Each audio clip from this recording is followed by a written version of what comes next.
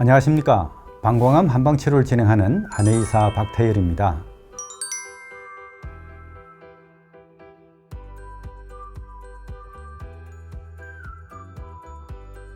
오늘은 방광암에서 많이 발생하는 표재성 방광암에 대해서 알아보고 암 재발 관리에 한방치료가 가능한지 함께 알아보겠습니다.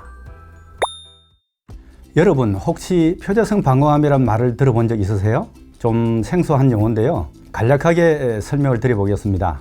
방광암은 방광을 이루고 있는 점막이라든가 근육, 신경, 혈관 같은 이런 모든 조직에서 암이 생길 수가 있지만은 방광암은 주로 방광의 안쪽에 이 소변과 직접 닿는 점막층, 그러니까 이 부분은 요로 상피로 덮여 있는데요. 이 점막층에서 주로 발생합니다. 방광 점막에서 생긴 암이 시간이 경과하면서 점차 그 뿌리가 점막 아래로 이렇게 자라더라도 아직 근육층까지는 파고들지 않은 상태의 암을 바로 이 표재성 방광암이라고 합니다. 근육층을 아직 침범하지 않은 상태이기 때문에 이 표재성 방광암을 비근침륜성 방광암이라고 부르기도 하는데요. 매년 새로 발견되는 방광암의 약 70%가 이 표재성 암일 만큼 상대적으로 아주 많이 발생합니다. 여러분도 방광암 때문에 방광을 전부 드러내고 소변 주머니를 차거나 인공 방광을 했다는 이야기를 주위에서 한 번쯤은 들어본 적이 있을 겁니다. 예전에는 방광암에 걸리면은 병기 불문하고 방광을 전부 드러내던 때도 있었지만은 지금은 방광암이라도 전부 다 방광을 드러내는 것은 아니죠. 방광암은 보통 요도를 통한 내시경적 수술을 먼저 하는데요. 이 수술은 방광을 살려놓습니다. 그래서 수술을 해서 종양을 드러내고 드러낸 종양을 현미경으로 다시 검사를 해서 암의 병기를 판정하게 됩니다.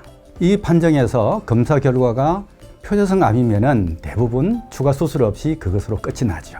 그런데 방광암은 전체 재발률이 70%에 이를 정도로 재발이 너무너무 잘 됩니다.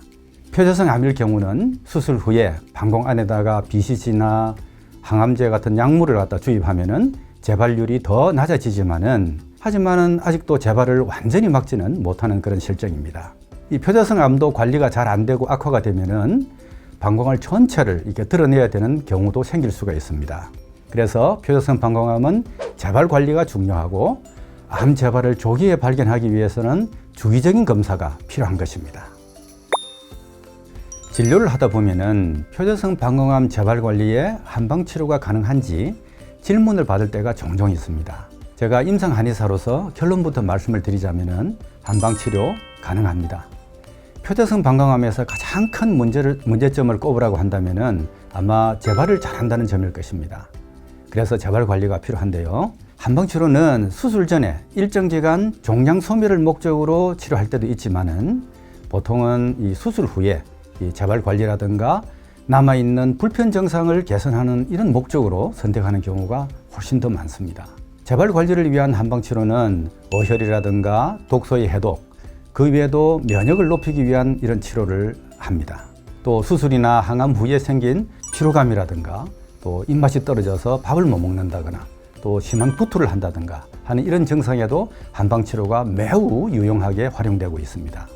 임상에서 대개 병원 치료와 병행해서 한방 치료를 하면은 아주 무난하게 이렇게 치료를 할 수가 있고 기존 치료로는 해결이 잘 안 되던 것도 상당 부분 커버를 할 수 있다는 그런 장점이 있습니다. 한방 치료가 병원 치료나 검사에 혹시 영향을 주지는 않을까 이런 걱정을 하시는 분도 간혹 계시는데 한방 치료는 종류나 방법이 아주 다양하기 때문에 잘 선택해서 치료하면은 큰 영향 없이 그런 데와 영향 없이 치료할 수가 있습니다. 한방 고문원에는 방광암으로 추정할 수 있는 환자를 치료한 그런 기록이 여러 군데 있습니다. 그런데 이것은 당시 한의사가 방광암과 유사한 증상을 가진 환자를 직접 치료한 결과를 기록한 것이라는 점을 우리가 주목할 필요가 있는데요. 그런 점에서 과거의 이 진료 기록을 오늘날 좀 더 깊이 연구해 볼 가치가 있습니다. 실제로 최근의 과학적 연구에서는 침이나 뜸의 항암작용 기전이 밝혀지기도 했고 또 탕약이나 약침에 사용하는 상당수 항암 한약이 면역세포의 활성도라든가 숫자를 유지 또는 증가시킨다는 사실이 밝혀지기도 했습니다.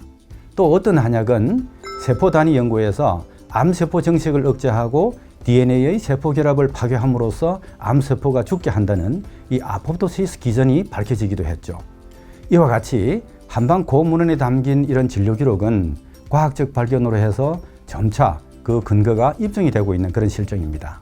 현재 임상에서 표재성 방광암의 관리를 위한 한방치료는 한의학적 변증을 바탕으로 하는 침이라든가 뜸, 그리고 약침이나 한약 같은 이런 한의학에서 보편적으로 사용하고 있는 그런 치료법을 위주로 치료를 하고 있습니다. 오늘은 표재성 방광암의 재발 관리에 한방치료가 가능하다는 저의 임상 한의사로서의 견해를 말씀드렸는데요. 도움이 좀 되셨나요? 오늘은 여기서 마치겠습니다. 앞으로 계속될 저의 방광암 이야기에도 많은 관심 부탁드리겠습니다. 감사합니다.